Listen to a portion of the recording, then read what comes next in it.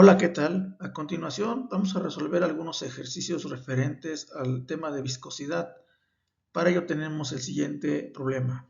Una placa metálica cuadrada de 1.8 metros de lado y un grosor de 1.8 milímetros, pesando 60 newtons, será levantado a través de un espacio vertical de 30 milímetros de extensión infinita. En el espacio hay un aceite que tiene una gravedad específica de 0.95 y viscosidad de 3 pascales por segundo. Si la placa metálica será levantada a una velocidad constante de 0.12 metros por segundo, encuentre la fuerza y la potencia requerida. Para poder interpretar este problema se tiene el siguiente esquema, en el cual se tiene la placa metálica, la cual será levantada, el espacio entre las placas donde se encuentra un aceite de gravedad específica conocida y una viscosidad de 3 pascales por segundo. Tenemos como dato también el espesor de la placa y el peso de esta placa. Con ello vamos a extraer los datos del ejercicio. Tenemos ahí el área de la placa, que la podemos calcular de acuerdo a las características que nos da, que es una placa cuadrada de 1.8 metros de lado, y el área nos resulta de 3.24 metros cuadrados. Tenemos el espesor de la placa. Tenemos aquí el espacio que hay entre esta extensión infinita. Entonces tenemos los 30 milímetros menos el 1.8 que ocupa el lugar de la placa. Y esto se divide entre 2 porque es dividido por la mitad. Tenemos una de Y en donde tendremos 0.0141 metros.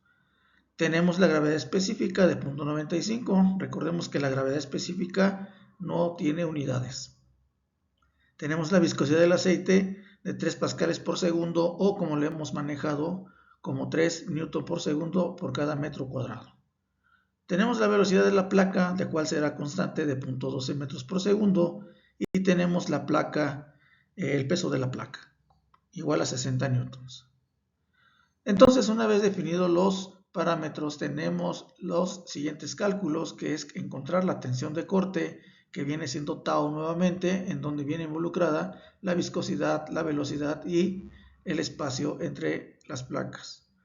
Tenemos la fuerza requerida también a calcular. Entonces, con ello, al sustituir los valores que tenemos de cada parámetro, nos da un tau de 25.53 newton por metro cuadrado. Para la fuerza requerida tenemos dos fuerzas que están actuando sobre este sistema. Por ejemplo, el peso, y se tiene que aumentar 2 veces tau por el área. Recordemos que ese es un equilibrio de fuerzas, por así decirlo, y tenemos que sustituir lo que es tau, el área, W, que es el peso. Entonces tenemos la siguiente cantidad, 225.4 newtons.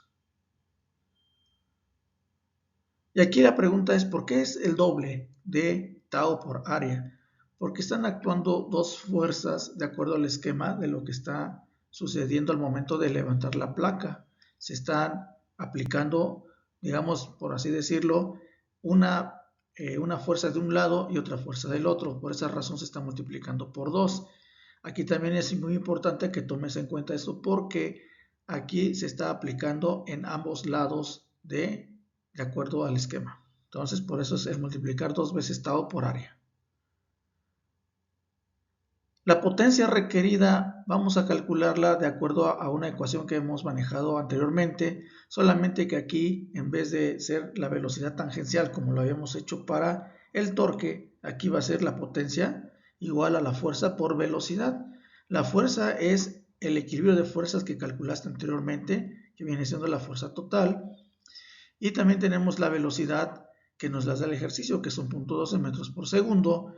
Y acuérdate que el producto newton por metro son joules por cada segundo, y por definición joules por cada segundo son los watts de potencia. Bien, entonces estos son los cálculos para esta parte de esta placa que vamos a levantar. Bien, tenemos el siguiente ejercicio ahora involucrando un fluido compresible, o sea, un gas. Me pide que calcule la viscosidad del monóxido de carbono a 800 Kelvin y a una atmósfera de presión. Tenemos aquí como datos la temperatura, que son 800 Kelvin, y la presión de una atmósfera. Cabe mencionar que este ejercicio lo voy a resolver de dos maneras.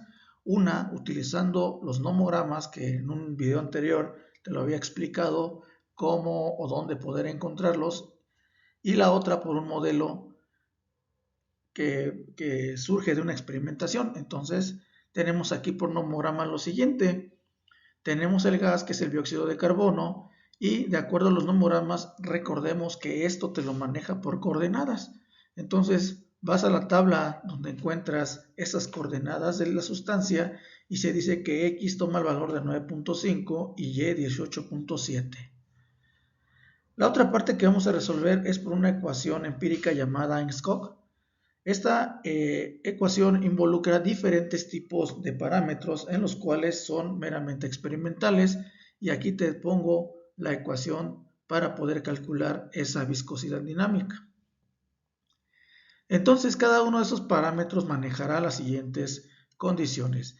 Para μ, que viene siendo la viscosidad dinámica, tenemos aquí que las unidades te las va a dar en gramos por cada centímetro segundo.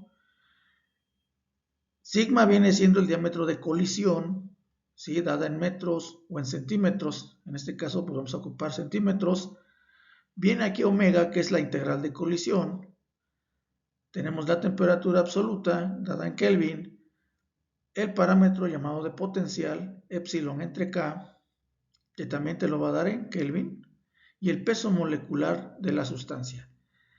Esta ecuación, este modelo, surge a través de los estudios de los gases, haciendo parámetros de este tipo, en donde se involucra la cinética de los gases. Entonces, lo que vamos a hacer después es, primero que por nomograma, dadas las coordenadas del dióxido de carbono, tenemos que localizar esas dos coordenadas en el nomograma. A la temperatura de 800 Kelvin, dependiendo de cómo esté graduado o qué escala esté manejando tu nomograma, tienes que convertir a esa escala de temperatura. Entonces, para ello tenemos ahí 800 Kelvin, y como mi nomograma estará en grados Celsius, entonces voy a hacer la conversión a 526.85. Y de manera aproximada, en mi nomograma veo que tengo una temperatura a dos escalas en el Sistema Internacional y Sistema Inglés, y ubico los 527 aproximadamente, y después localizo la parte de las coordenadas 9.5 y 18.7, X y Y respectivamente.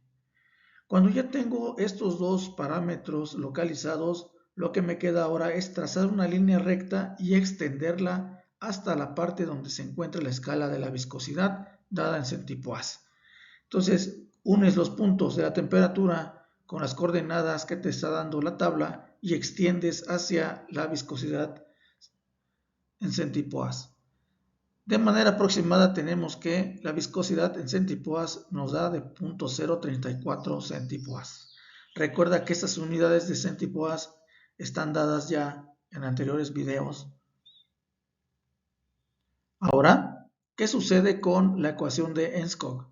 Esta ecuación hay que sustituir los parámetros que dependen de la sustancia, en este caso del dióxido de carbono, y vamos a consultar tablas en las cuales me van a dar esos parámetros. Por ejemplo, aquí tengo lo que fue sigma, epsilon entre K, y la viscosidad te la da de manera tabulada, nada más que aquí te la está dando en gramos por cada centímetro por segundo, y me dice que es 343 por 10 a la 6. Este valor ya lo puedes tomar directamente de tablas, pero estamos ocupando el modelo para poder sustituir los parámetros que necesita y resolver esta ecuación empírica. Entonces aquí voy a tener que extraer lo que es sigma, dándome este valor de 3.96 por 10 a la menos 8 centímetros, 190.0 Kelvin, que es epsilon entre K. Y si yo hago la división entre ellos, me va a dar un valor de 4.21. ¿sí? Esto con la finalidad de buscar esta constante, lo cual se le llama pues la integral de colisión. Entonces, de acuerdo a esta división que acabo de hacer, que es la división de la temperatura entre epsilon entre K, tenemos ahí la parte de este parámetro 4.21 y lo busco en la tabla, esto para encontrar el valor de omega. Si observo, pues aquí no tengo 4.21 exactamente, 4.20 y 4.30, lo que tengo que hacer es una interpolación para poder encontrar ese valor. Solamente que pues por cuestión de tiempo, pues no puedo hacer esa interpolación, pero eso ya te lo dejo para ti. Hay que hacer esa interpolación para que puedas encontrar el valor de omega. Dado esto, pues voy a tomar el valor de 0.9595, que es lo que resulta de esa interpolación. Ahora, ¿qué sigue? Lo que sigue es tomar la ecuación del modelo y comenzar a sustituir los datos de acuerdo a la tabla y de acuerdo a los cálculos que acabo de hacer. Con ello, pues sé que el peso molecular del dióxido de carbono es de 44, la temperatura de 800, sigma de 3.996 por 10 a la 8 y omega de 0.9595 que acabo de encontrar. Cabe mencionar que aquí algo muy interesante e importante también mencionarlo es que las unidades no las coloco porque con que tú tengas las unidades definidas y sepas en qué debe estar sustituido, qué unidades deben tener al sustituirse en esta ecuación, directamente la ecuación modelo te dice las unidades que resulta de esa sustitución. Mucho cuidado, nada más hay que respetar cuáles son las unidades que tiene omega, sigma, peso molecular y la temperatura. Con que tú ya sepas cuáles son sus unidades, nada más sustituye los valores que tiene cada uno de esos parámetros. Y de acuerdo a esto me da un valor de viscosidad 3.268 por 10 a la menos 4 gramos por centímetro segundo. Y eso quiere decir que si yo hago una conversión, esto es aproximadamente igual a 0.032268 centipoas. Ya a ti te corresponde hacer esta conversión. Entonces, ¿qué quiero llegar? Que de acuerdo al nomograma y a la ecuación de Enskog, pues tenemos una comparativa y la variación de la viscosidad es pues meramente por decimales. Ahora sí que depende de ti qué modelo quieras ocupar, el nomograma o incluso puedes ocupar tablas buscando el valor de este gas. Pero aquí la situación es de que la temperatura también depende de esta viscosidad. Entonces, cuando no tenemos una tabla como tal a esa temperatura, pues es necesario ya sea acudir a nomogramas o acudir a una ecuación tipo Enskog, o sea, un modelo que pueda también definirte la viscosidad. Y quiero mencionar que no nada más está esta ecuación la tomé para hacer ese comparativo de que puedes hacer nomogramas con un modelo y existen más modelos propuestos. Entonces, aquí hay herramientas para poder encontrar la viscosidad. Bueno, espero que haya quedado claro el uso de los nomogramas, bueno, del nomograma que vimos, y pues lo mismo que sucede con los líquidos, podemos utilizar nomogramas también para líquidos, y esos pues previamente en un video ya te había presentado unas tablas en las cuales puedes acudir a ellos. Bueno, espero que haya quedado claro, y pues te espero en el próximo video. Y si es necesario ayudarte en algún ejercicio, pues escribe en los comentarios, puedo apoyarte con algún ejercicio y lo podemos resolver. Bueno, nos vemos, muchas gracias por tu atención. Hasta pronto.